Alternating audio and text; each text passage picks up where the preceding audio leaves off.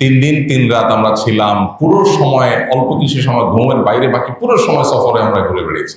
আমরা 2টা দেশে গিয়েছি, কেনিয়া এবং উগান্ডা। আফ্রিকার এই অঞ্চলটাকে, বিশেষ করে যে অঞ্চলে প্রচুর পরিমাণ প্রাকৃতিক সম্পদ দিয়ে আল্লাহ তাআলা পরিপূর্ণ করে রেখেছেন, তাদেরকে কোণঠাসা করে রাখা, দুর্বল করে রাখা, মারামারি লাগায় রাখা, মারামারিতে লিপ্ত সব দলকে অস্ত্র সরবরাহ করা এবং সব জিয়ে রাখা, এবং তাদেরকে নানাভাবে পেছনে ফেলে রাখা যাতে তারা উঠতে না পারে। তথাকথিত শান্তি রক্ষার নামে কঙ্গোর মতো একটা দেশ, এত অভাব, এত কষ্ট। আপনি অনলাইনে সার্চ করে দেখেন যে কঙ্গোতে এয়ারপোর্ট কয়টা? 65টা এয়ারপোর্ট। যে দেশে মানুষ খাইতে পায় না, পশ্চিমা লুটেরারা, যারা আমাদেরকে সারাদিন মানবাধিকার, ভালো মানুষ হওয়ার সবক শিখায়, ভদ্র সাজায়, আপনারাও তাদেরকে অনেক ভদ্র মনে করেন। তার দেশে যাওয়ার জন্য আমরা সবাই লালায়িত, থাকার জন্য, রেসিডেন্ট হওয়ার জন্য অস্থির। তাদের বাস্তব চিত্র হলো এখানকার যে খনিজ সম্পদ আছে, স্বর্ণ, হীরা, আরো যে সমস্ত মাটির নিচে থাকা সম্পদ আছে, এগুলো লুট করার জন্য পশ্চিমারা সব দেশ আলাদা আলাদা নিজস্ব এয়ারপোর্ট বানায় নিচ্ছে। এই দেশের একটা এয়ারপোর্ট, ওই দেশে আলাদা এয়ারপোর্ট, ডাইরেক্ট এসে নিজের এয়ারপোর্টে নেমে লুট করে সেগুলো বিমানে করে নিয়ে আবার নিজের দেশে নিয়ে যাচ্ছে। টানা সফর করে পুরো দেশের এক মাথা তার এক মাথা চষে বেড়াইছি। শহরের এই প্রান্ত থেকে প্রান্ত বারবার চষে বেড়াইছি। কোথাও আমাদের ঢাকা শহরের মতো ময়লার বাগান দেখি, রাস্তাঘাটগুলো আমাদের চাইতে বহুগুণ বেশি পরিচ্ছন্ন দেখেছি, অনেক বেশি পরিচ্ছন্ন দেখেছি। একটা জায়গায় হর্ন সাধারণত শোনা যায় না, কেউ হর্ন বাজায় না। উগান্ডারা নিয়ে হাসাহাসি করবেন না, নিজের দেশ নিয়ে হাসাহাসি করবেন, এবার ঠিক করেন। এখানে মাদ্রাসাগুলোতে পড়াশোনার মান গড়ে আমাদের দেশের যে কোনো মাদ্রাসার চাইতে অনেক ভালো। সফর মানুষের চোখের অনেক কিছুকে খুলে দেয়। আমরা উন্নত দেশগুলোতে, ধনী দেশগুলোতে, সচ্ছল দেশগুলোতে প্রায় তো সফর করি, কিন্তু দরিদ্র অঞ্চলে সফর করার সুযোগ আমাদের হয় না। যারা দাওয়াতের কাজ করতে চান, যারা কি বিশ্বব্যাপী দাওয়াতের কাজ করতে চান, তারা সেই সমস্ত দেশে দাওয়াতি কাজ করতে পারেন। উগান্ডার মতো দেশে, আমাদের দেশের 4-5টা এনজিও, বাংলাদেশের 4-5টা এনজিও উগান্ডার মতো দেশে কাজ করে এবং সুদের বিশাল জাল তারা বিছিয়ে দিচ্ছে। খারাপ মানুষ তারা, অথবা সবচাইতে দুর্বল মানুষ তারা, অথবা সব দিক থেকেই তারা পিছিয়ে। এটা ঠিক যে তারা অনেক দিক থেকে পিছিয়ে আছে, কিন্তু বহু দিক থেকে আমাদের চাইতে এগিয়ে আছে, এই বিষয়টা আমরা অনেকে জানি না। আল্লাহ রাব্বুল আলামিন প্রাকৃতিক সৌন্দর্যের যে নেয়ামত তাদেরকে দিয়েছেন, তা পৃথিবীর অন্য অনেক দেশের মানুষকে দেননি, সেটা আমরা অনেকেই জানি। একটা দেশের মানুষের পরিপূর্ণ মূল্যায়ন বা প্রকৃত অবস্থা পুরোপুরি 2-10-20 দিন বা কিছু সময় সেখানে থাকলেই মন্তব্য করা কঠিন, কারণ এর বিপরীত চিত্র থাকে। কিন্তু পৃথিবীর পরাশক্তিগুলো প্রাকৃতিক সম্পদে সমৃদ্ধ অথচ দরিদ্র এ অঞ্চলের মানুষকে লুট করার জন্য এবং আরো নানাবিধ টার্গেটকে সামনে রেখে তাদেরকে সবসময় কোণঠাসা করে রাখা, দুর্বল করে রাখা, পিছিয়ে রাখা, এগুলো তাদের নিয়মতান্ত্রিক যে ষড়যন্ত্রমূলক কার্যকলাপ আছে, ভদ্রতার ভেগধারী পশ্চিমাদের যে নিয়মিত যে সমস্ত কূটচাল আছে, ভূ রাজনৈতিক তাদের যে কৌশল আছে, সেটার অংশ হলো যে এই আফ্রিকার এই অঞ্চলটাকে, বিশেষ করে যে অঞ্চলে প্রচুর পরিমাণ প্রাকৃতিক সম্পদ দিয়ে আল্লাহ তাআলা পরিপূর্ণ করে রেখেছেন, তাদেরকে কোণঠাসা করে রাখা, দুর্বল করে রাখা, মারামারি লাগায় রাখা এবং মারামারিতে লিপ্ত সব দলকে অস্ত্র সরবরাহ করা এবং সব জিয়ে রাখা, এবং তাদেরকে নানাভাবে পেছনে ফেলে রাখা যাতে তারা উঠতে না পারে। কিন্তু এরপরও সেখানকার মানুষের সরলতা, বিশেষ করে আমাদের দেশের মানুষ, আমরা 2টা দেশে গিয়েছি, কেনিয়া এবং উগান্ডা। তো উগান্ডা সম্পর্কে আমাদের দেশের মানুষের মন মানসিকতা হলো, বিশেষ করে তরুণ প্রজন্ম উগান্ডা নিয়ে মজা করতে বেশ পছন্দ করে। কিছু হলে উগান্ডার কথা নিয়ে আসি আমরা, না? প্রথম যখন উগান্ডা থেকে দিনী প্রোগ্রামের জন্য, যদিও সেখানে বাংলাদেশি সোসাইটি খুব ছোট, তারা যখন যোগাযোগ করেছে, আমি চিন্তা করলাম আদৌ যাবো কিনা। উগান্ডা শুনলেই মনে হয় হাসি হাসি, এরকম একটা ব্যাপার। অথচ তাদের অনেক ভালো দিক আছে যেগুলো আমাদের নাই। আমরা নিজেদের নিয়ে ট্রল করা উচিত অনেক ক্ষেত্রে। এর মধ্যে একটা বিষয়, শুধু তারা না, তারা সহ আমরা যে কয়টা দেশ, ইথিওপিয়া, কেনিয়া, উগান্ডা, যে কয়টা দেশের মানুষের সাথে দেখার মেশার সুযোগ হয়েছে, তাদেরকে মনে হয়েছে যথেষ্ট সহজ সরল।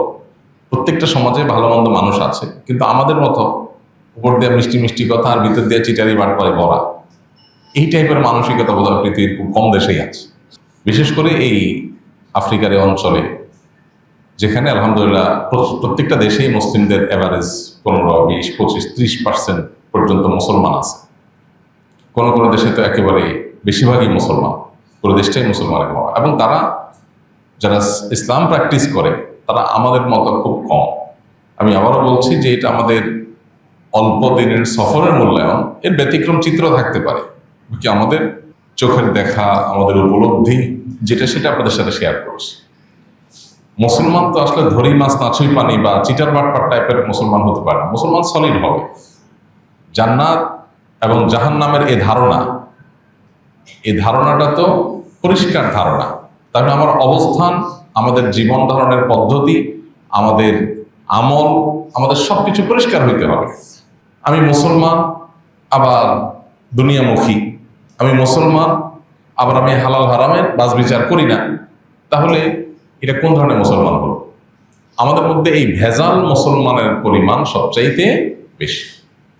তাদের মধ্যে যারা ইসলামকে প্র্যাকটিস করে তারা খুব সিরিয়াস প্র্যাকটিস করে, খুব সিরিয়াস দিনদার।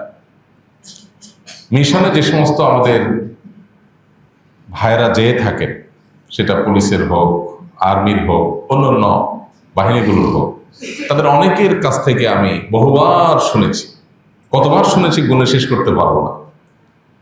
তারা বলেছেন যে সমস্ত জায়গায় তারা এই তথাকথিত শান্তিরক্ষী মিশনে যান, সেখানে মুসলমানদের যে জীবন ধারণের পদ্ধতি, তাদের যে আল্লাহর প্রতি ভরসা, তাদের যে অল্পে তুষ্টি, এগুলো আমরা কল্পনাও করতে পারি না। হজ এবং উমরা যারা যান তারা দেখবেন যে ওখানে আফ্রিকান মুসলমানদের দেখলে মনে হয় পৃথিবীর সবচেয়ে দরিদ্র মানুষ, কিন্তু মসজিদে নববীতে, মসজিদে হারামে, আমলে, ইবাদতে, রোনাজারিতে দেখবেন তারা সবচাইতে এগিয়ে। এবং অল্পতে খুশি হওয়া, মানুষ যখন অভাবী হয় আসলে তার চাহিদা অনেক কম থাকে। একটা ক্যান্ডি দিলে একটা বাচ্চা এত খুশি হয়ে যাচ্ছে, একজন বড় মানুষ এত খুশি হয়ে যাচ্ছে, আমাদের দেশে চিত্র কল্পনাও করা যাবে না। আমরা যারা নিজেদেরকে গরিব মনে করি, অভাবী মনে করি, আমরা যদি তাদের সাথে তুলনা করি তাহলে আমরা নিজেদেরকে অনেক ধনী মনে করব, অনেক সচ্ছল মনে করব। আমাদের অভিযোগের শেষ নাই। অনেকের অভিযোগ আছে যে আমার চাকরি নাই বা ভালো উপার্জন নাই বা যা আছে সেটা দিয়ে আমি ভালো করে চলতে পারি না। এই যে ভালো করে চলতে পারি না, এই মানুষগুলোকে তাদের সাথে যদি আমরা তুলনা করি তাহলে আমরা দেখতে পাবো যে আল্লাহ তাআলা আমাদেরকে নেয়ামতের মহাসমুদ্রে রেখেছেন। এত নেয়ামতের মধ্যে আমরা আছি যেগুলো কল্পনা হয়তো করতে পারবো না। তাদের সমাজের মধ্যে দারিদ্র অনেক, গরিব মানুষ অনেক, মানুষের জীবন মান অনেক সাধারণ, এত কিছুর পরও তারা হাসি খুশি।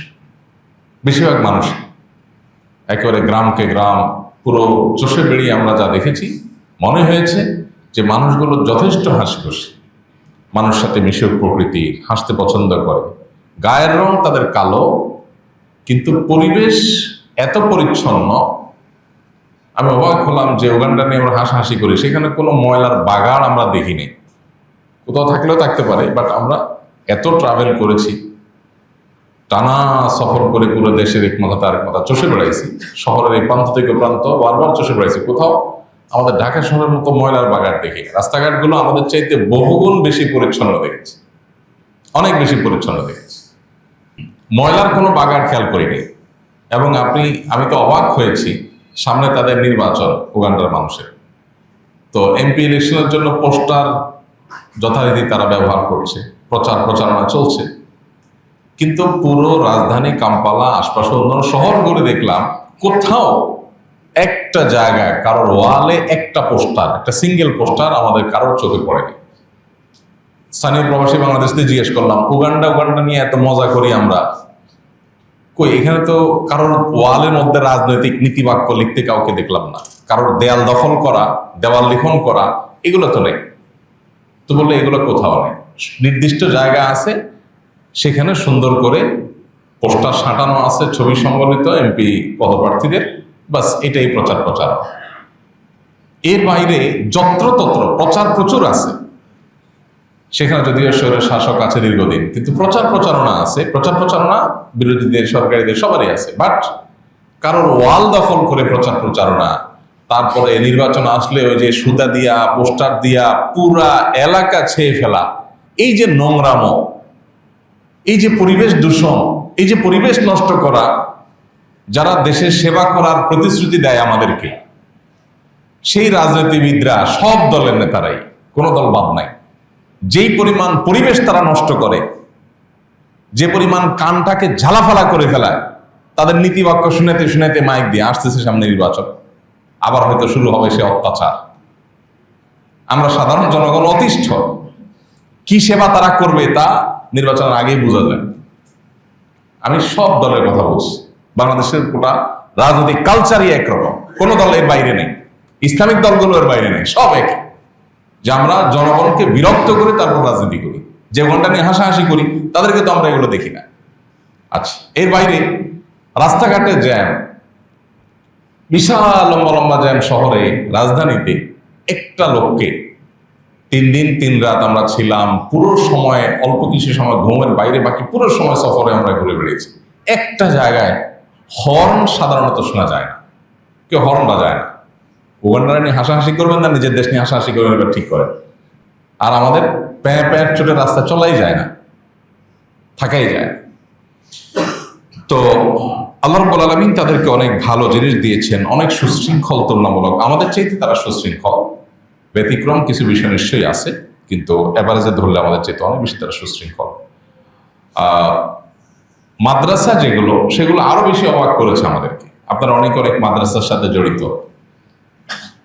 মাদ্রাসাগুলোতে পড়ালেখার যে মান গড়ে, যে কয়েকটা জায়গায় আমরা গিয়েছি, ভাত তো সবগুলো টিপা লাগে না, কয়েকটা টিপলে হয়। তো এই কয়েকটা জায়গা দেখার পরে আমাদের কাছে মনে হয়েছে যে সেখানে মাদ্রাসাগুলোতে পড়াশোনার মান গড়ে আমাদের দেশের যে কোনো মাদ্রাসার চাইতে অনেক ভালো। আমি তো অবাক হয়েছি, তাদের আরবি ভাষা, তারপরে ইংলিশ, এগুলোর যে মান, যে কোয়ালিটি, বিশেষ করে ছাত্রদের, ছোট ছোট বাচ্চাদের আরবি যে দক্ষতা, সেটা অবাক করার মতো। মনে হয় যে কোনো অ্যারাবিয়ান টিচার দিয়ে তারা পড়াশোনা করে, অথচ তাদের স্থানীয় আলেমরাই তাদের পড়াশোনা করছে, কিন্তু পড়াশোনার মান অসাধারণ। জীবন মান আল্লাহ রাব্বুল আলামিন আমাদেরকে কি পরিমাণ নিয়ামত দিয়েছেন, তারা কোথায় আছে আর আমরা কোথায় আছি, এটাকে কম্পেয়ার করার জন্য তাদের জীবন মানের বিষয়টাকে একটু আনতে চাই। আর এটাই হলো মূল আমার আলোচনার মূল বিষয় এবং মূল ফোকাসের জায়গা। সেটা হলো, আমরা একটা মাদ্রাসায় গিয়েছি, সেখানে ছাত্রদের তেলাওয়াত শুনলাম, তাদের সাথে কথা বললাম এবং তারা কোথায় থাকে সেটা দেখার চেষ্টা করলাম। পরে দেখা গেল যে একটা বালতির নিচে, বালতির তলায় কিছু কাঁচা কলার পেস্ট, মানে ভর্তা, এটা বালতির ধরেন একটা বড় অংশ অর্ধেকের মতো হয়ে গেছে। তো এই যে কলার ভর্তা, এটাই তারা লবণ দিয়ে আপনার বাটিতে করে নিয়ে খাচ্ছে, এটাই তাদের খাওয়া, সাথে অন্য কিছু নেই। এবং সারা দেশ দাঁড়িয়ে আছে একরকম কলার উপরে, কাঁচা কলা, পাকা কলা, এটার উপরে খায়। মাদ্রাসাগুলোতে এটা খেয়ে থাকছে।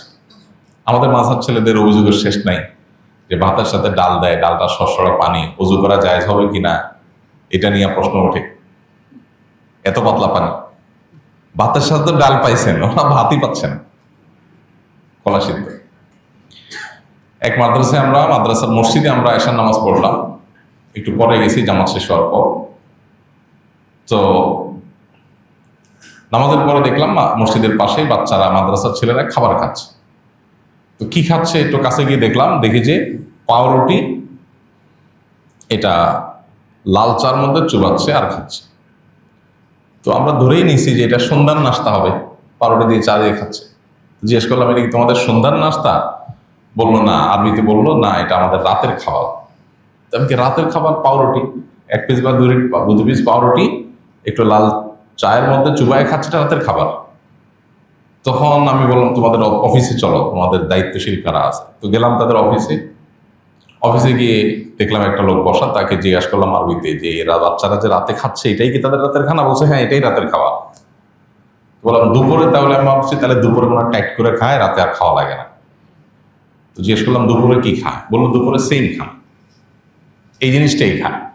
বললাম পাউরুটি পানিতে চুবায় খায়া জীবন ধারণ করা যায় এবং সেটা সারা বছর একইভাবে, এটাও কি সম্ভব? আমাদের দেশে এত গরিব মানুষ কে আছে বলেন যে সারা বছর শুধু পাউরুটি পানি চুবায় খায় থাকে? নাই। আমরা নিজেদেরকে অনেক গরিব, যারা অনেক অভিযোগ করেন আল্লাহর কাছে, জাল্লা আমার এটা নাই সেটা নাই, তারা যদি ওদের সাথে তুলনা করেন তখন মনে হবে আপনি মহারাজা।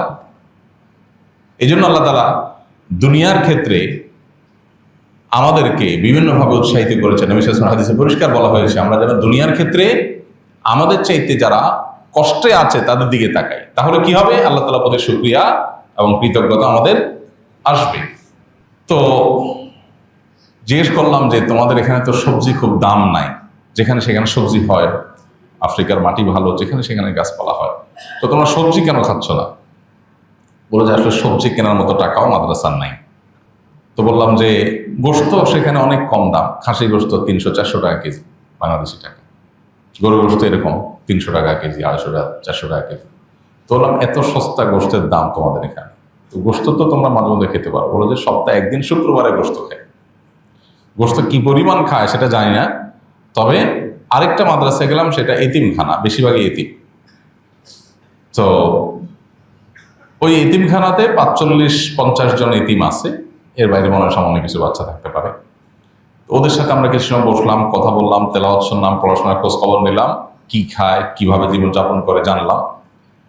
এরপরে আমাদের সাথে যারা ছিলেন, সফর সঙ্গী যারা ছিলেন, কেউ আমেরিকা থেকে আসছেন, কেউ জাপান থেকে আসছেন, কেউ দুবাই থেকে গেছেন, কেউ বাংলাদেশ থেকে আমার সাথে গেছেন, আমাদের সফর সঙ্গী যারা ছিলেন তাদেরকে উদ্বুদ্ধ করলাম যে আমরা সবাই যার যার সাধ্য অনুযায়ী কিছু দান করি। তো সেটা দিয়ে তাদেরকে 2 বেলা খাবারের জন্য ব্যবস্থা, 1 মাসের খাবারের ব্যবস্থা, এটা আমরা করার উদ্যোগ নিলাম। তো ওরা খাবারের ব্যবস্থা করে যে ছবি পাঠাইছে, সে ছবিতে দেখা গেল যে একটা প্লেট, যে প্লেটে খাবার আমাদের দেশে ভালো খানেওয়ালা মানুষ একজনে খেতে পারবে এরকম খাবার, সেটা 6টা বাচ্চা খাচ্ছে। এটা হলো তাদের সবচেয়ে ভালো করে খানা, যে 2-3 পিস গোশত 6টা বাচ্চা খাচ্ছে। এরপর এত কষ্ট করার পর, এত স্ট্রাগল করার পর তাদের পড়ালেখাতে কোনো কমতি নেই। আমার উপলব্ধি হয়েছে কোনো কোনো সময় অর্থ, সম্পদ, দুনিয়াবি ভালো অবস্থান এগুলো আল্লাহর তরফ থেকে কখনো কখনো ফিতনার কারণ। আল্লাহ যে কোরআনে বলেছেন ইন্নামা আমওয়ালুকুম ওয়া আওলাদুকুম ফিতনা, নিশ্চয়ই তোমাদের সম্পদ এবং সন্তান এগুলো আল্লাহর পক্ষ থেকে অনেক সময় ফিতনা বা পরীক্ষা হয়ে থাকে। তা আমরা সেরকম পরীক্ষার মধ্য দিয়ে আমাদের জীবন যাপন করছি কিনা সেই প্রশ্নটা আমার কাছে বড় করে মনে হয়েছে। আমার কেন জানি মনে হয় আগামীর পৃথিবী তাদের, যাদেরকে লুণ্ঠন করে নিচ্ছে পশ্চিমারা। কঙ্গোর মতো একটা দেশ আপনারা জানেন, তথাকথিত শান্তি রক্ষার নামে পশ্চিমারা আমাদের দেশ থেকেও যেসব বাইরা কিছু টাকা পয়সার জন্য, একটু বেনিফিটেড হওয়ার জন্য, একটু বেনিফিট পাওয়ার জন্য এক কারণে কিছু টাকা পেয়ে যাবেন, শান্তি রক্ষার নামে তথাকথিত মিশনে যাওয়ার জন্য যারা লালায়িত থাকেন, তারা নিজেরাও জানেন তারা লুটেরাদের পাহারাদার হয়ে সেখানে যাচ্ছে। কঙ্গোর মতো একটা দেশ, এত অভাব, এত কষ্ট, মুসলমানরা সিরিয়াস মুসলমান। আপনি অনলাইনে সার্চ করে দেখেন যে কঙ্গোতে এয়ারপোর্ট কয়টা? 65টা এয়ারপোর্ট। 65টা এয়ারপোর্ট। যে দেশে মানুষ খাইতে পায় না সেখানে এয়ারপোর্ট কয়টা? 65টা। মনে হবে যে অনেক ধনী দেশ। তাইলে পশ্চিমা লুটেরারা যারা আমাদেরকে সারাদিন মানবাধিকার, ভালো মানুষ হওয়ার সবক শিখায়, ভদ্র সাজায়, আপনারাও তাদেরকে অনেক ভদ্র মনে করেন, তার দেশে যাওয়ার জন্য আমরা সবাই লালায়িত, থাকার জন্য, রেসিডেন্ট হওয়ার জন্য অস্থির। তাদের বাস্তব চিত্র হলো এখানকার যে খনিজ সম্পদ আছে, স্বর্ণ, হীরা, আরো যে সমস্ত মাটির নিচে থাকা সম্পদ আছে, এগুলো লুট করার জন্য পশ্চিমারা সব দেশ আলাদা আলাদা নিজস্ব এয়ারপোর্ট বানায় নিচ্ছে। এদেশের একটা এয়ারপোর্ট, ওই দেশে আলাদা এয়ারপোর্ট, ডাইরেক্ট এসে নিজের এয়ারপোর্টে নেমে লুটটুট করে সেগুলো বিমানে করে নিয়ে আবার নিজের দেশে নিয়ে যাচ্ছে। তো আল্লাহ রাব্বুল আলামিন পশ্চিমা লুটেরাদের হাত থেকে এই অঞ্চলকে হেফাজত করুন এবং দ্বীনের জন্য আল্লাহ তাআলা এটাকে কবুল করুন। কোরআন এবং সুন্নাহর জন্য আল্লাহ রাব্বুল আলামিনের ভূমিকে পরিপূর্ণভাবে কবুল করুন, আমরা সে দোয়া করি। তাদের অনেক নেগেটিভ দিকও আছে, সেগুলো আমরা হয়তো আলোচনা করলাম না।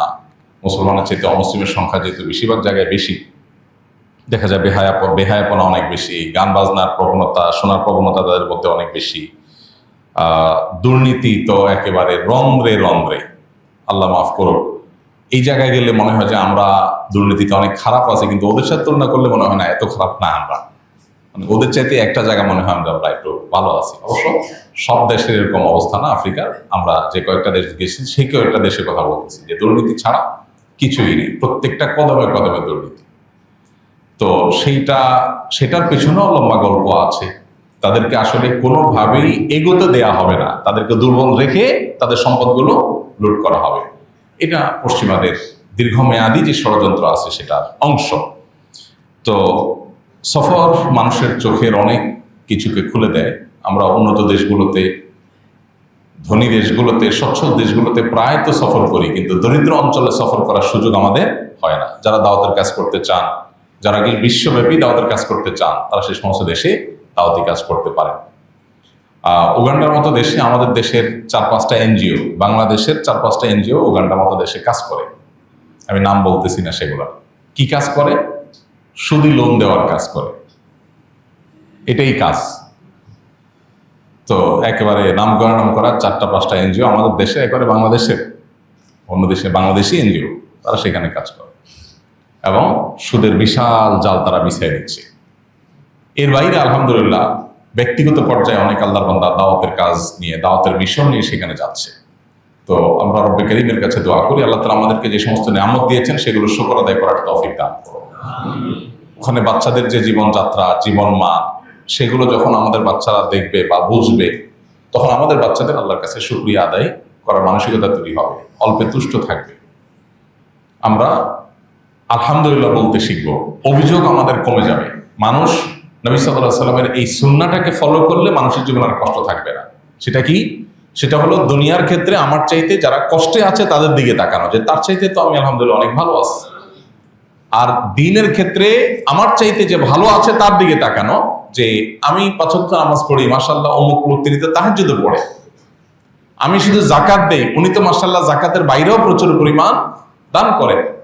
আমরা দ্বীনের ক্ষেত্রে, আখিরাতের বিষয়ের ক্ষেত্রে নিজের চাইতে উপরের দিকে তাকাবো, আর দুনিয়ার ক্ষেত্রে নিজের চাইতে আরো নিচের দিকে তাকাবো। তাহলে আমাদেরকে আল্লাহ রাব্বুল আলামিন মানসিক শান্তি দান করবেন, তৃপ্তি আসবে, মনে কষ্ট থাকবে না, দুঃখ চলে যাবে। যখন আমার চাইতে আরো কষ্টে থাকা মানুষকে আমরা দেখতে পাবো। রব্বে কারীম আমাদেরকে এই সমস্ত ঘটনা বলি, এই সমস্ত আল্লাহ তাআলার সৃষ্টির মধ্যে যে সমস্ত শিক্ষা আছে সেগুলোকে ধারণ করার তৌফিক দান করুন। আমাদেরকে আল্লাহ তাআলা তার কৃতজ্ঞ বান্দাদের কাতারে শামিল হওয়ার তৌফিক দান করুন। যোগ্য মুসলিম, যথাযথ মুসলমান, ভালো আমলদার মানুষ হওয়ার জন্য নিজেদেরকে আমাদের পুঁজি করে তুলতে হবে এবং সামনে এগিয়ে যেতে হবে।